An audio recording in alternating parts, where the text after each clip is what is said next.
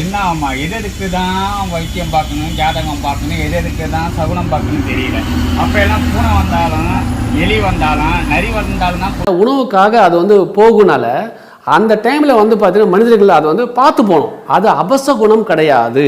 பூனையை அதிகமாக வளர்க்கணும். வந்தாலும் தான் குறுக்க சகனம் அது இதுன்னு சொல்லி கெட்ட சகனம் தான். ஆனா புனம் மட்டும் வந்தா ஏன் அம்மா உண்டு கும்பிட்டு போறாங்க? எல்லாம் புறமாக போறோமே, அதுதான்.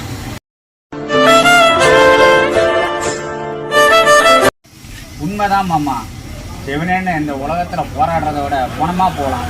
உனக்கு ஒரு பாட்டு தெரியுமா? அதாவது எம்ஆர்ஆத படத்துல ஒரு வரி வருமா, அதுதான் மாமா உண்மை.